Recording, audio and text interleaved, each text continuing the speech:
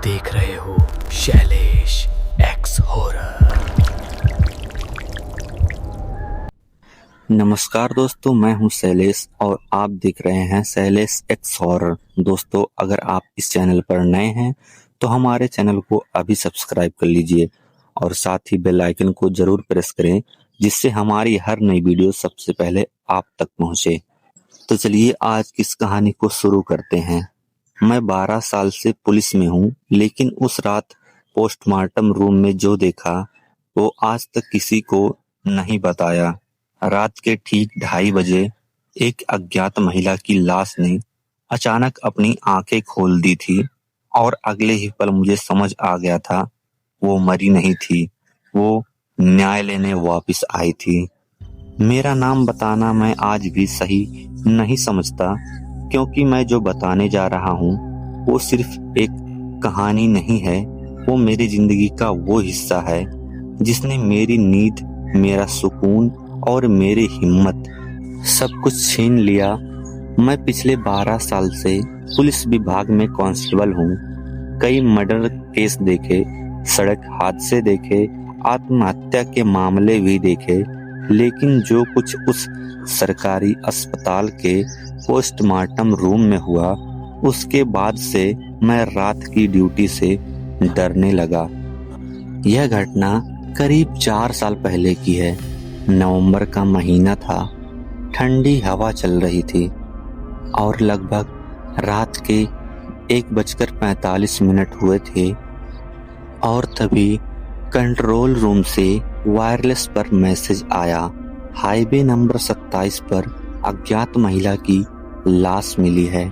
Body को postmortem के लिए जिला अस्पताल भेजा जा रहा है।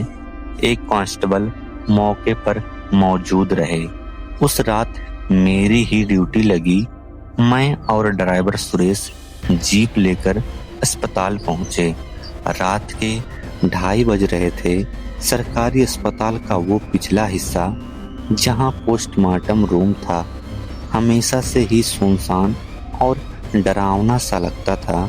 वहां पीली टिमटिमाती ट्यूबलाइटें, दीवारों पर जमी सीलन और हवा में अजीब सी गंध फैल रही थी। दवाइयों, फिनाइल और सड़ते मांस की मिली-जुली बदबू थी। लाश को स्ट्रेचर पर रखकर वार्ड बॉय अंदर ले गया। मैं बाहर रजिस्टर में एंट्री कर रहा था। अज्ञात महिला, उम्र लगभग 28 से 30 साल के बीच, शरीर पर कई गहरे घाव। मैंने औपचारिकता पूरी की और अंदर जाकर एक कोने में खड़ा हो गया। डॉक्टर साहब थोड़ी देर में आने वाले थे, इसलिए पोस्टमार्टम शुरू होने में समय था। कमरे में सिर्फ मैं, एक वार्ड बॉय और वो ढकी हुई लाश थी। तभी मुझे पहली बार वो अजीब सी बात महसूस हुई। कमरे का तापमान अचानक बहुत ठंडा हो गया, इतनी ठंड कि मेरी सांस से धुआं निकलने लगा। मैंने सोचा शायद मेरा वहम है, नवंबर की रात थी तो ठंड तो होगी ही।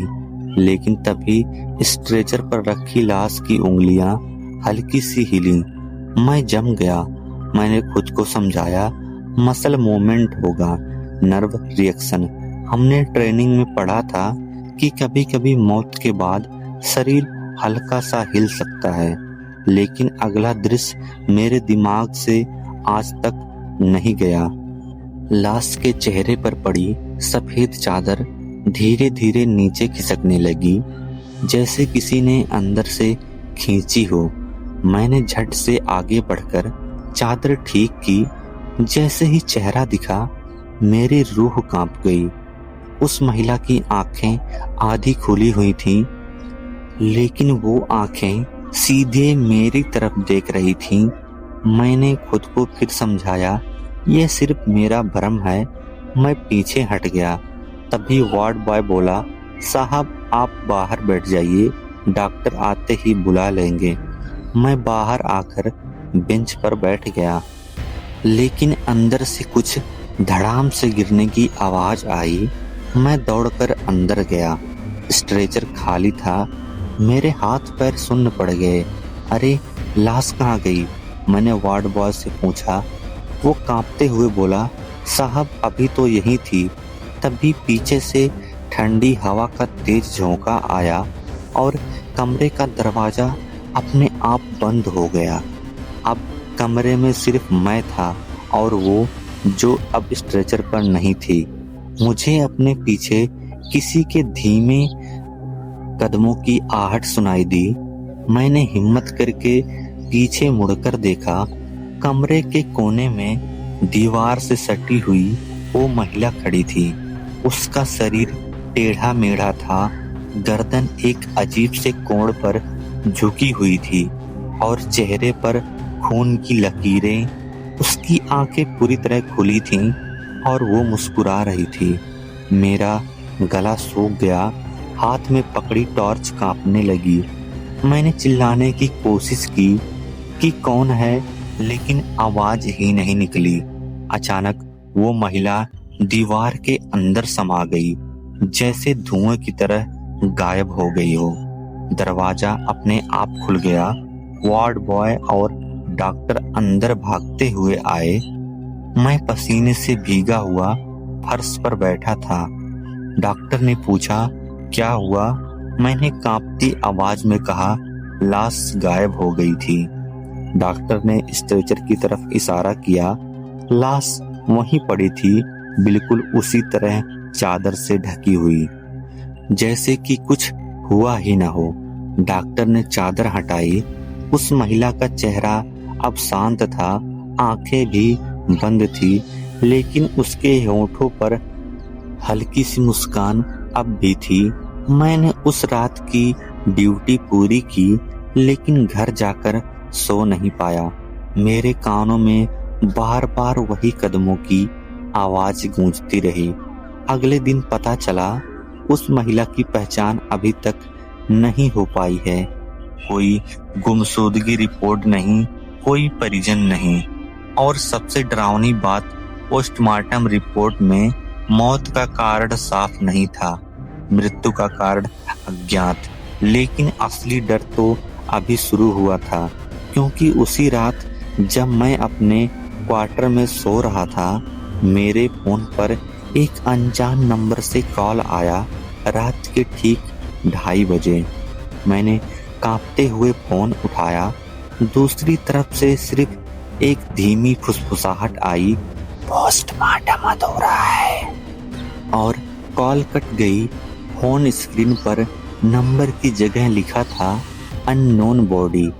उस पल मुझे एहसास हुआ वो मामला अभी खत्म नहीं हुआ है, और शायद वो महिला अब सिर्फ पोस्टमार्टम रूम तक सीमित नहीं थी। उस रात के बाद मैं खुद को समझाता रहा कि जो मैंने देखा वो सिर्फ थकान, ठंड और दिमाग का खेल था। पुलिस की नौकरी में इंसान बहुत कुछ देख लेता है।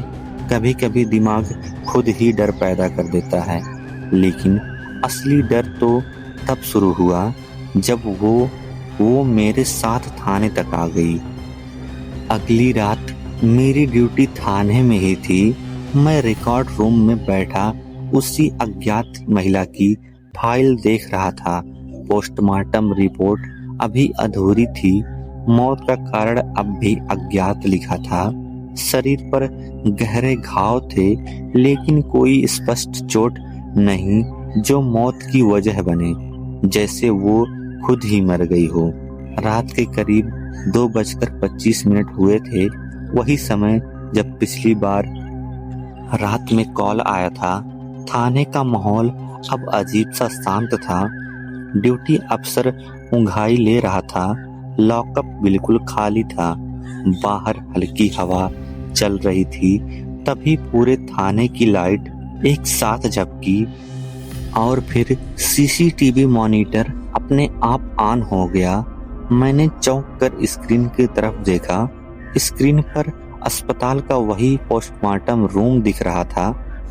मेरे हाथ पैर सुन्न पड़ गए। हमारे थाने का सीसीटीवी सिस्टम अस्पताल से जुड़ा ही नहीं था। फिर वो फुटेज यहाँ कैसे?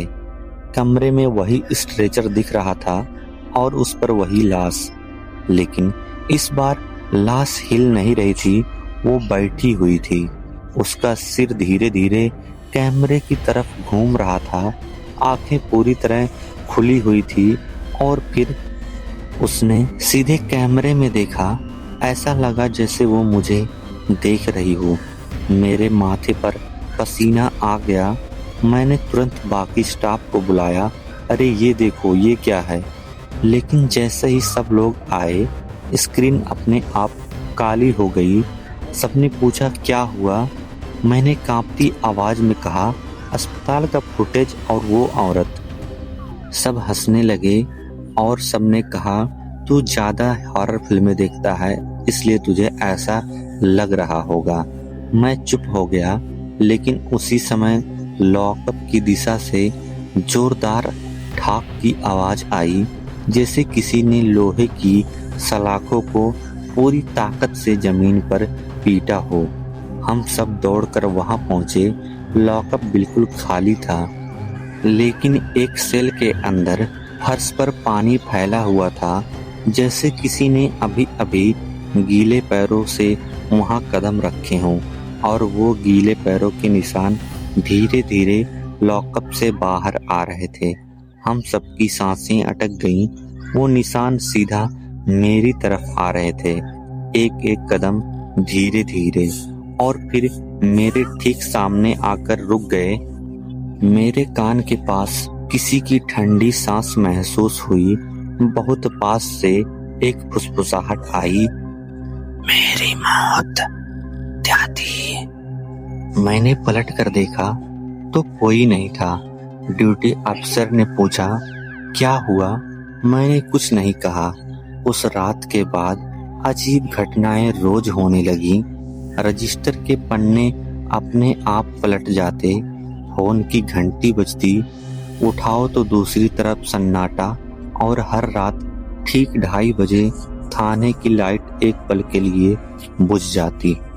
मैंने हिम्मत करके अस्पताल जाकर रिकॉर्ड चेक करने की सोची।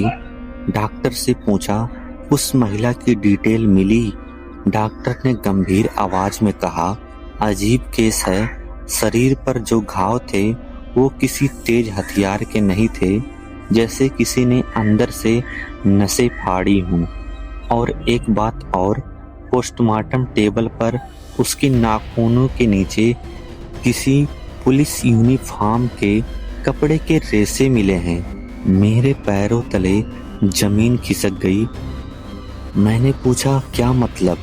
डॉक्टर ने धीमे से कहा, मतलब मरने से पहले उसने किसी पुलिस वाले से संघर्ष किया था। मेरा दिमाग घूम गया। क्या ये केस हमारे ही विभाग से जुड़ा था? उसी शाम थाने में खबर आई, 4 साल पहले इसी हाईवे पर एक लड़की की गुमशुदगी की रिपोर्ट दर्ज हुई थी। केस बंद कर दिया गया था। भागकर शादी का अंदेशा मानकर फाइल निकाली गई। तस्वीरें देखी, वही चेहरा, वही आंखें, वही महिला थी। लेकिन फाइल में एक और बात थी। उस केस की आखिरी ड्यूटी जिस टीम ने संभाली थी, उसमें एक कांस्टेबल था जो अब हमारे ही थाने में तैनात था। नाम पढ़कर मेरे हाथ कांप गए, क्योंकि वो नाम बिल्कुल मेरे बगल वाली कुर्सी पर बैठने वाले हेड कांस्टेबल का था। उस रात 2:30 बजे लाइट फिर से टपकी। सीसीटीवी अपने आप ऑन हुआ। इस बार कैमरा थाने के अंदर का था। स्क्रीन पर दिख रहा था हेड कांस्टेबल अकेले रिकॉर्ड रूम में बैठे थे और उनके पीछे वही महिला खड़ी थी। धीरे धीरे उसकी उंगलियां उनके कंधे पर रखी हुई थी। मैंने भागकर रिकॉर्ड रूम की तरफ दौड़ लगाई। दरवाजा खोला। हेड कांस्टेबल फर्श पर गिरे हुए थे, बेहोश, और उनकी गर्दन पर 5 गहरे निशान थे, जैसे किसी ने नाखून गड़ा दिए हों। कमरे में वही ठंडी हवा थी और दीवार पर खून से एक शब्द लिखा था, सच। अब मुझे यकीन हो गया था वो सिर्फ आत्मा नहीं थी, वो न्याय चाहती थी। लेकिन असली सच्चाई अभी सामने आनी बाकी थी, क्योंकि हेड कांस्टेबल के होश में आने के बाद जो उसने कबूल किया वो हमारी पूरी फोर्स को हिला देने वाला था। हेड कांस्टेबल को होश आने में करीब 1 घंटा लगा। उनके चेहरे पर खौफ साफ दिख रहा था, जैसे उन्होंने कोई ऐसा सच देख लिया हो जिसे सालों से छुपा कर रखा था। मैंने धीरे से पूछा, सर रिकॉर्ड रूम में क्या हुआ था? उन्होंने पहले कुछ नहीं कहा, सिर्फ कांपते हुए पानी मांगा, फिर धीमी आवाज में बोले, वो वापस आ गई है। थाने में मौजूद सभी लोग सन्न रह गए। मैंने फाइल उनके सामने रखी, वही 4 साल पुरानी गुमशुदगी की रिपोर्ट। तस्वीर देखते ही उनके हाथ कांपने लगे। ये केस आपने ही हैंडल किया था ना? मैंने पूछा। कुछ देर की चुप्पी के बाद वो टूट गए और फिर उन्होंने जो बताया वो सुनकर मेरे पैरों तले जमीन खिसक गई। 4 साल पहले हाईवे पेट्रोलिंग के दौरान उन्होंने उस लड़की को रात में अकेले खड़ा देखा था। वह हेल्प मांग रही थी।